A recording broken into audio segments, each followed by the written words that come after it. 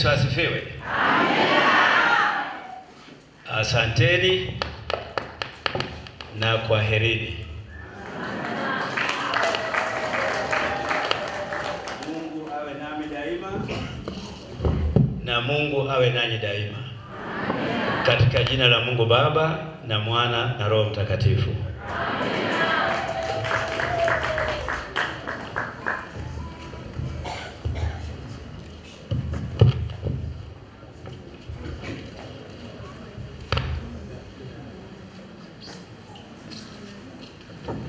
Tanzania.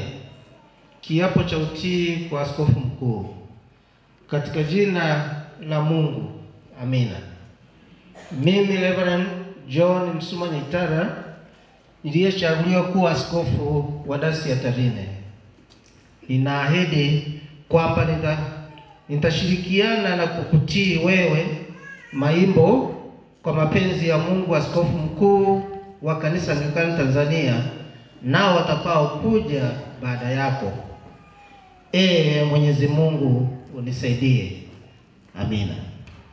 Kiapo hiki kimetolewa nami leo siku ya Bwana ya tarehe 16 mwezi Machi katika mwaka wa Bwana wetu Yesu Kristo wa 2025. Pia Dayosisi ya Tarime inaunga mkono serikali yetu kwenye swala la elimu ili kukinzana na maadui watatu wa binadamu, yaani umaskini, ujinga na maradhi. Hivyo Dayosisi ya Tarime inafanya yote hayo ili kutimiza agizo la Mungu kwa kanisa lake kupitia waraka wa 3 wa Yohana. Mpenzi, na nukuru, mpenzi, naomba ufanikiwe katika mambo yote na kuwa na afya yako kama vile roho yako ifanikiavyo, maana nalifurahi mno walipokuja ndugu na kuishuhudia kweli yako kama uendavyo katika kweli. Sina furaha iliyo kuu kuliko hii, kusikia kwamba watoto wangu wanakwenda katika kweli. Ndugu mgeni rasmi, tunayo imani na serikali ya Jamhuri ya Muungano wa Tanzania inayoongozwa na Rais Mheshimiwa Dr. Samia Suluhu Hassan, na tunaamini kuwa ni serikali sikivu, makini, inayojali na kuheshimu viongozi wa dini. Ndio maana mara kwa mara huwatumia viongozi wa dini kutatua migogoro, kuombea nchi amani na kadhalika. Hivyo tunakuomba mgeni rasmi Kanali Evans Katambi umpe ombi letu kuwa ni jambo jema na zuri kuanza sasa kuwapongeza na kuwatunuku zawadi mbalimbali viongozi wa dini ili kuwatia moyo, maana hutumia muda wao mwingi, maombi yao, rasilimali fedha kutatua migogoro mbalimbali katika jamii ya Watanzania. Na ijulikane kuwa fedha hutumika kama vile nauli, chakula kwa viongozi mbalimbali ambazo ni sadaka na michango ya Wakristo ambao wengi wao wana kipato cha chini sana. Wanafanya hivyo kwa upendo kwa ndugu zao ili wote tuwe na amani ambayo ndiyo tunu yetu wa Tanzania. Hivyo Askofu Dr. Mwita Akili ni mfano bora wa kuigwa hapa Tarime na nje, kwa kuwa alijitoa kwa moyo wa upendo. Alihakikisha kuwa migogoro ya ardhi na vita ya koo na koo vinaisha hapa Tarime kwa kutumia makundi mbalimbali kama nilivyoeleza hapo juu. Ndugu mgeni rasmi, tunakuomba umwambie kuwa bungeni kuna nafasi mbalimbali za uwakilishi wa makundi. Tunaomba serikali yetu sikivu itupatie viongozi wa dini nafasi za uwakilishi bungeni kulingana na umoja wa dini zetu kama ilivyo kwa nchi mbalimbali ya Afrika na duniani. Hii itasaidia kupunguza migongano ya kisheria inayopitishwa bungeni ambayo pengine viongozi wa dini wangeisemea na kushauri kabla ya kupitisha kuwa sheria. Maana viongozi wa dini ni sauti ya Mungu na kwa jamii ya Mungu. Na kipekee ni kuombe sasa baba yangu na ndugu yangu Askofu John Msuma, nawe uendeleze kijiti hicho. tusaidie kupata suluhu pale panapokuwa na changamoto. Lakini nizungumzia pia kidogo mzozo ubainisha hapa wa eneo la Mwema, kata ya Mwema na Nyabichuni. Serikali imekuwa ikichukua hatua mbalimbali kuhakikisha mzozo ule unatatuliwa kwa njia ya amani. Lakini nitumie fursa hii pia kutoa onyo kwa wananchi wote wa Mara na Wanatarime kwamba serikali haitamfumbia macho mtu yeyote yule ambaye atachezea amani ya wananchi wetu. Mtu yeyote yule ambaye atajiingiza katika jamii na kuchochea mizozo, serikali itamchukulia hatua ili kuhakikisha basi panakuwa na utulivu wa kijamii na wananchi wetu wanaishi maisha ya amani.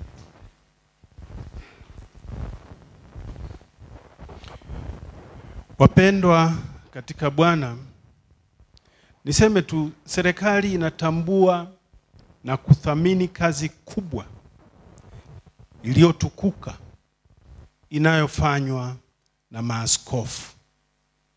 Si maaskofu tu, bali pia wachungaji na wahudumu mbalimbali katika kanisa Anglikana. Kazi ambayo imekuwa ikiwalea Watanzania kiroho na kuwasaidia kuvuka pale panapokuwa na changamoto mbalimbali. Muhimu zaidi, kanisa limekuwa mstari wa mbele, ikiwa ni pamoja na taasisi nyingine za dini, katika kulea maadili kwenye jamii yetu. Ninyi ndio mmekuwa mkitulea sote ili kuhakikisha basi Watanzania wanakuwa na hofu ya Mungu. Na kanisa lisilo au nchi isiyo na hofu ya Mungu ni nchi hatari. Sasa tuwaombe viongozi wa dini, muendelee kuitenda kazi hiyo ya Bwana ili ifanye jamii yetu tulio nayo sasa hivi iendelee kumheshimu Mungu na kuepuka matendo maovu. Kipindi hiki tulicho nacho sasa hivi ni kipindi kigumu kweli kweli. Ni kipindi ambacho jamii yetu imeingiliwa au tuseme imekumbwa sana na utandawazi. Na katika familia nyingi wazazi nao wamekuwa bize sana na majukumu mbalimbali ya kimaisha. Matokeo yake watoto wetu kwenye jamii wameachwa wakilelewa na mitandao ya kijamii.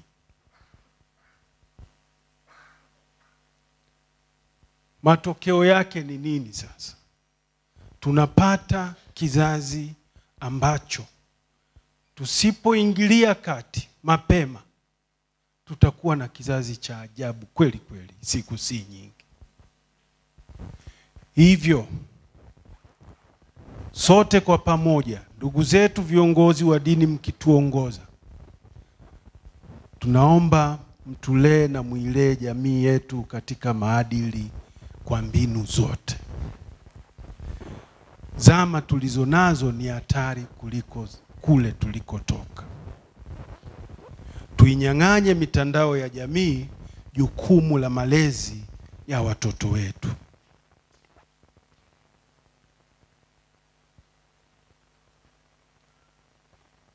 Baba Askofu na ndugu waumini, niseme pia kwamba serikali inatambua pia mchango mkubwa wa kanisa Anglikana katika kutoa huduma za kijamii, ikiwemo elimu, afya na huduma za ugani.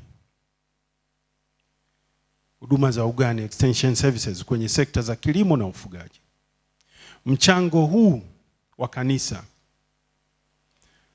tunauchukulia kwa uzito mkubwa kweli kweli kama serikali, na tuna hakika kuwa hakuna yeyote anayetakia mema nchi yetu ambaye anaweza akabeza mchango huu wa kanisa Anglikana kwa nchi yetu na taasisi nyinginezo za kidini. Naomba nitumie fursa hii pia kwa niaba ya Mheshimiwa Rais Daktari Samia Suluhu Hassan kuwapongeza waumini wote wa kanisa Anglikana kwa kuendelea kuwa wamoja na kushirikiana kulijenga kanisa lenu.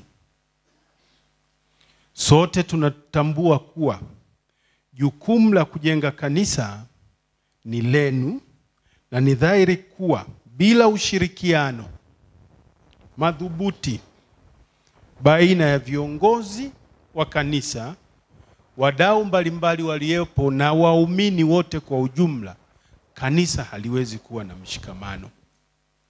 Hivyo ni rai yangu kuwa umoja mlionao na mshikamano mviendeleze kwa manufaa yenu ya kiroho, kimwili na kwa maendeleo ya kanisa kwa ujumla.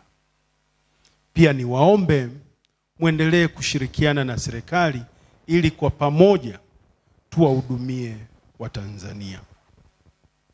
Mimi naitwa Askofu Dr. Mwita Akiri ambaye sasa ni askofu mstaafu wa Dayosisi ya Tarime, ambayo nimeiongoza kwa miaka 15 tangu 2010 mpaka leo mwaka 2025. Ninajua kwamba nyakati za sasa kama alivyosema Mheshimiwa Mkuu wa Mkoa ni kwamba Tarime imetulia, sio kama nilivyokuja hapa mwaka 2010, lakini tunaona maendeleo mengi, tunaona jitihada nyingi sana za serikali na ambayo tumeshirikiana na hiyo serikali katika kusaidia watu wetu ili wapate maendeleo. Nimekuwa nikisema mahali penye amani kuna kuwepo na maendeleo, na maendeleo haya ni ya kiroho, lakini pia ni maendeleo ya elimu, maendeleo ya kilimo na mambo mengine. Kwa hiyo niseme katika mwaka huu wa uchaguzi ambao tunajua ni mwaka mkubwa sana wa muhimu sana katika nchi yetu, wananchi wa Tarime na Tanzania kwa jumla, tuwe na amani, tufanye kazi kwa umoja, kwa ushirikiano, na nchi yetu na wilaya yetu ya Tarime, mkoa wa Mara, kama tunavyofahamika ni wachapakazi, tufanye mambo yetu kwa umoja, kwa upendo, kwa lengo la kutaka kuinua jina la Tanzania na jina la mkoa wetu wa Mara. Na mimi naye staafu, najua bado kuna majukumu mengi sana kwangu mimi kama askofu mstaafu, mimi binafsi, lakini pia na wenzangu wengine waliostaafu. Tutaendelea kushirikiana kusaidia nchi yetu, kuiombea, kumwombea rais wetu Dr. Samia Suluhu Hassan, kuombea viongozi wote wa serikali ili nchi yetu ya Tanzania ambayo ni kisiwa cha amani iweze kuendelea kusikika vizuri katika ulimwengu tunaokaa ndani yake. Na mimi naamini kabisa kwamba Tanzania hii ni nzuri, ni nchi nzuri sana ambayo Mungu ametupa kama zawadi. Tuendelee kuienzi nchi yetu ya Tanzania. Kwa mkoa, watu wanaweza kusikia tu Tarime kwa mbali, lakini watu wanajua vizuri sana. Tarime hii wilaya ina vijana wachapakazi. Siku ya Jumapili kama leo utakuta wale ambao hawaendi makanisani, wamebeba ndizi, wamebeba vitu vyao vingi, wanapeleka kwenye soko la Tarime. Lakini shida yetu moja kwamba basi kwa bahati kama Mungu alivyotuumba tuna koo hizi 13 katika wilaya ya Tarime. Bahati mbaya sana kwamba kuna baadhi ya watu ambao sio raia wema, sio wacha Mungu, ambao wanatumia muundo huo wa wilaya yetu ya koo mbalimbali na kuweza kuchochea tofauti badala ya kujenga umoja. Tunaomba kweli sisi kama viongozi wa dini, kama mimi kiongozi wa kanisa, watu hao wakazanie maendeleo, watu wetu, watoto wetu waende kwenye mashule. Kanisa Anglikana Dayosisi ya Tarime na staafu tukiwa na shule 2, shule ya sekondari Talanta pale Gamasara, shule ya awali hapo Rebu, na makanisa ambayo watu wanasali. Wilaya yetu ni wilaya ambayo tunaweza kusema ni wilaya inayostahili kilicho bora, na kilicho bora ni amani yetu. Tunataka kuwaomba kwa bidii sana Watanzania walio wa wilaya hii wale wanaochochea tofauti za koo na kuleta migongano kati ya watu na watu waache tabia hiyo, maana inatuaibisha sana sisi watu wa Tarime. Ingawa najua kabisa kwamba sehemu zingine za Tanzania pia kuna shida za migogoro, lakini tuombe hawa walioko katika wilaya ya Tarime wawe na neema ya Mungu. Hakuna sababu ya kuchochea mapigano, hakuna sababu ya kufanya koo moja na koo nyingine zionane maadui. Kumbe Tanzania ni moja, rais mmoja, nchi hii na Mungu mmoja ambaye anatupenda. Kwa hiyo niombe sana wale ambao wanatumia fursa hii ya tofauti za kikoo waache tabia hiyo, tuishi kwa amani katika wilaya yetu ya Tarime.